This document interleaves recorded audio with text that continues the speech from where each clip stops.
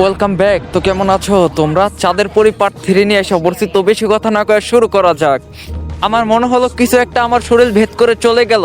আমাকে এভাবে দাঁড়িয়ে থাকতে দেখে পিছন থেকে সোহানা বলল, কিরে ভাইয়া কি হয়েছে, ভিতরে যাচ্ছিস না কেন?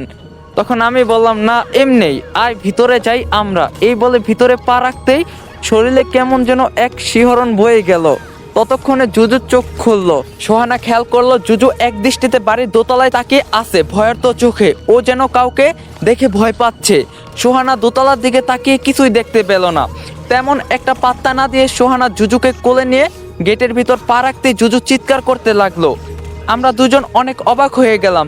জুজু অনেক শান্ত প্রকৃতির, ও কখনো এমন চিৎকার করে না, আজ হঠাৎ এমন করছে কেন? জুজু সোহানার হাত কামড়ে দিয়ে কোল থেকে লাফ দিয়ে নেমে দৌড়ে গেটের বাইরে চলে গেল। ও যেন এই বাড়িতে ঢুকতেই চাচ্ছে না, কিন্তু কেন? আমরা দেখতে পাই দোতলার জানালা দিয়ে একটা কালো ছায়া ইয়াস এবং সোহানার উপর নজর রাখছে। তার পিছনে সাদা কাপড় মোড়ানো একটা লাশ ফ্যানের সাথে ঝুলে আছে। কালো ছায়াটা হিংস্র পশুর মতো গড়গড় শব্দ করছে। সোহানা একটু রেগে আবার গেটের বাইরে গিয়ে জুজুকে ধরে এনে আবার ভিতরে প্রবেশ করলো। আমি সোহানাকে বললাম, এই বাসাটা কেমন যেন একটু ভৌতিক টাইপের মনে হচ্ছে আমার কাছে। কেমন যেন একটা নিস্তব্ধতা ছেয়ে আছে।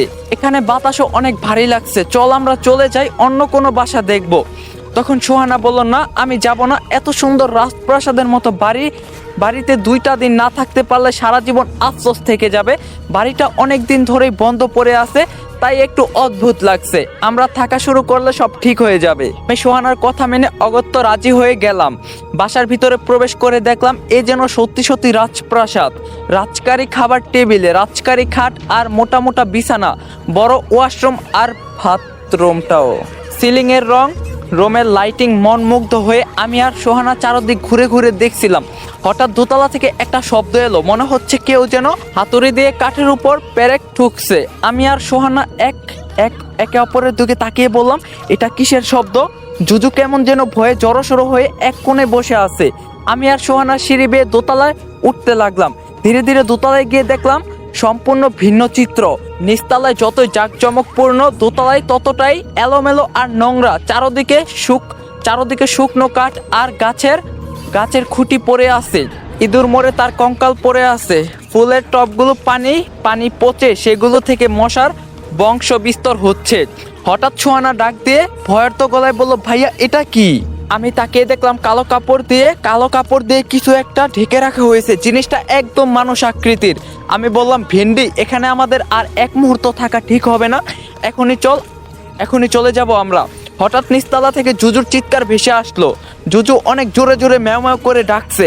আমরা দুজন তাড়াতাড়ি নিচে গেলাম। নিচে যেতেই জুজুর ডাক বন্ধ হয়ে গেল, কিন্তু জুজুকে কোথাও দেখছিলাম না। সোহানা ডাকতে লাগলো, জুজু কোথায় তুই জুজু? কিন্তু জুজুর কোনো চিহ্ন নেই চারপাশে। আমি এদিক ওদিক জুজুকে খুঁজে বেড়াচ্ছি, প্রতিটা কোনায় খুঁজছি। হঠাৎ আমার চোখ গেল ফ্রিজের দিকে। ফ্রিজের সাইড দিয়ে রক্ত বেয়ে পড়ছে।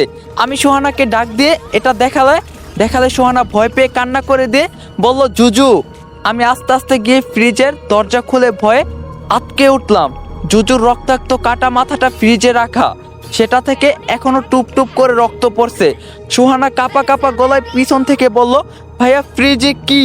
আমি মুখ দিয়ে কোনো শব্দ বের করতে পারছিলাম না। আমাকে চুপ থাকতে দেখে সোহানা এগিয়ে আসলো ফ্রিজের দিকে। আমি তাড়াতাড়ি ফ্রিজটা বন্ধ করে বললাম, কিছু নেই ফ্রিজে। সোহানা বলল, আমি দেখবো, ফ্রিজটা খোল ভাইয়া। আমি বললাম, না তুই এটা দেখতে পারবি না, সহ্য করতে পারবি না। সোহানা আমাকে ধাক্কা দিয়ে সরিয়ে ফ্রিজটা খুলে জুজুর কাটা মাথা দেখে চিৎকার করে কান্না করতে করতে বসে পড়লো। আমি গিয়ে সোহানাকে সান্ত্বনা দিয়ে বললাম, এখানে থাকলে আমরাও মরে যাব, চল তাড়াতাড়ি এখান থেকে যেতে হবে আমাদের। সোহানা কাঁদতে বলল, ভাইয়া ঝুজুকে ফেলে রেখে কিভাবে যাব? ও আমার সবচেয়ে ভালো বন্ধু ছিল। আমাদের টানাটানির জীবনের সব সময় আমাদের সাথে ছিল, কিভাবে ওকে ছাড়া থাকবো? আমি বললাম, কষ্ট আমারও হচ্ছে, কিন্তু এই বাড়িটা অভিশপ্ত, এখানে থাকলে আমরাও মরে যাব। এই বলে সোহানাকে টানতে নিয়ে আসলাম বেরিয়ে যাওয়ার জন্য। কিন্তু কি দরজা কোথায়? আমরা যেদিক দিয়ে প্রবেশ করছিলাম সেখানে কোনো দরজা নেই। এটা তো একটা দেয়াল, এটা কেমন বাড়ি? চারদিকে তাকিয়ে দরজা খুঁজতে লাগলাম, কিন্তু আশ্চর্যের বিষয়, বাড়িতে কোনো দরজাই নেই, শুধু একটা জানালা আছে, লোহার গ্রিল দেয়া। আমি দৌড়ে সেই জানালার কাছে গিয়ে গ্রিল ধরে টানতে লাগলাম, কিন্তু কোনো লাভ হলো না। হঠাৎ মনে হলো আমাদের পিছন থেকে কেউ খুব দ্রুত দৌড়ে চলে গেল। চমকে গিয়ে পিছনে তাকিয়ে দেখলাম কেউ নেই। সোহানা ভয়ে আমার হাত পা চেপে ধরে আছে। হঠাৎ কিচেনের ওই দিক থেকে থালা বাসনগুলো ঠাস ঠুস করে পড়তে লাগলো। একটা পিতলের গ্লাস পরে গড়িয়ে গড়িয়ে আমার পায়ের কাছে এসে থামলো। কিছুই বুঝতে পারছি না কি হচ্ছে এখানে। হঠাৎ পাশের রুম থেকে একটা মহিলা কণ্ঠের কাকুতি মিনতি ভেসে আসলো। আমাকে ছেড়ে দাও, আমাকে মেরো না, আমাকে ছেড়ে দাও প্লিজ। আমি আর সোহানা একে অপরের দিকে তাকিয়ে আছি। তারপর একসাথে সেই রুমের দিকে এগিয়ে গেলাম। মহিলার কান্নার শব্দটা যেন আরো বেড়ে গেল। মনে হচ্ছে তাকে কেউ খুব মারধর করছে। আমি আর সোহানা দরজার কাছে যেতেই কান্নার শব্দটা বন্ধ হয়ে গেল। সবকিছু যেন নীরব হয়ে গেল। শুনশান নীরবতা বয়ে গেল। আমি উকি মেরে রুমের ভিতরে তাকিয়ে দেখলাম কেউ নেই সেখানে। একদম ফাঁকা একটা রুম, কিন্তু একটু আগেই তো এই রুম থেকে কান্নার আওয়াজ আসছিল। আমরা আস্তে আস্তে সেই রুমে ঢুকলাম। চারদিকে তাকিয়ে দেখতে লাগলাম। হঠাৎ আমার চোখ গেল জানালার পর্দার ওপাশে কালো একটা ছায়া দাঁড়িয়ে আছে। আমি ভয়ে ভয়ে বললাম, ভেন্ডি ওটা কি? সোহানা তাকিয়ে বলল, কই কিছু তো নেই, কিছুই তো নেই। আমি তাকিয়ে দেখলাম সত্যি সেখানে কিছু নেই। মনের ভুল ভেবে যাই না রুম থেকে বের হতে যাব, তখনই উপর থেকে একটা সাদা কাপড় পরা লাশ ঝুলে পড়লো। সেটা ফ্যানের সাথে ঝুলেছিল। আমরা চিৎকার দিয়ে সেই রুম থেকে বের হয়ে আবার সেই জানালার কাছে এসে দাঁড়ালাম। সোহানা এখনো ভয়ে কাঁপছে। আমি ওকে ভয় কাটানোর জন্য বললাম, কিছু হয়নি, আমরা যেভাবেই হোক এখান থেকে বের হয়ে যাব, নিজেকে শান্ত রাখ। সোহানা কেঁদে দিয়ে বলল, কিভাবে? এই বাড়িতে প্রবেশ করার জন্য দরজা থাকলেও বের হওয়ার জন্য কোনো দরজা নেই। আমরা এখানে মারা পড়বো ভাইয়া, এখান থেকে জীবিত বের হতে পারবো না। জুজু অলরেডি মারা গেছে, এখানে কিছু তো আছে ভাইয়া। আমি কিছু না বলে জানালার গ্রিল ধরে বাইরে তাকাতেই হঠাৎ আমার চোখ গেল বাইরের বাগানের দুজন লোক কাজ করছে। আমি খুশি হয়ে তাদের ডাক দিলাম, এই যে ভাইয়া শুনছেন, আমরা না এখানে আটকা পড়ছি, আমাদের একটু সাহায্য করুন। কিন্তু তারা আমার কোনো কথাই শুনতে পাচ্ছে না। তারা নিজেদের মতো কাজ করেই যাচ্ছে। আমি আবার চিৎকার করে ডাকলাম তাদের, কিন্তু কোনো লাভ হলো না। খেয়াল করলাম একটা লোকের হাতে কষ্টি পাথরের আংটি। তারা দুজন লাল রঙের জামা পরে আছে। আমি সোহানার দিকে তাকিয়ে বললাম, লোক দুটা আমার কথা শুনতে পাচ্ছে না কেন? সোহানা এগিয়ে এসে জানালা দিয়ে বাইরে তাকিয়ে বলল, তুই কাদের সাহায্য করার জন্য ডাকছিস? এখানে তো কেউই নেই। আমি অবাক হয়ে বাইরে তাকিয়ে দেখলাম সত্যি সত্যি সেখানে কেউ নেই। এই মাত্র তো তারা সেখানে ছিল, হঠাৎ করেই কোথায় গায়েব হয়ে গেল। আমি আর সোহানা জানালার কাছেই বসে রইলাম। এখন এখান থেকে বের হব কিভাবে? এভাবে ফেসে যাব কখনো ভাবিনি। জুজুর কথা মনে পড়তে সোহানা কেঁদে দিল। ঠিক তখনই আমাদের অবাক করে দিয়ে জুজু জানালা দিয়ে লাফিয়ে ভিতরে প্রবেশ করলো। এটা দেখে সোহানা আর আমি প্রচণ্ড ভয় পেয়ে দূরে সরে গেলাম। জুজু কিভাবে? ও তো মারা গেছে। কিন্তু জুজু ম্যাও করে সোহানার কোলে গিয়ে বসে পড়লো। আমি দৌড় গিয়ে ফ্রিজ খুলে দেখলাম সেখানে জুজুর কাটা মাথাটা নেই, আর না কোনো রক্তের ছাপ। সবকিছু যেন উধাও হয়ে গিয়েছে। তার মানে জুজু মারা যায়নি। এটা বুঝতে পেরে সোহানা জুজুকে জড়িয়ে ধরে কান্নায় ভেঙে পড়লো।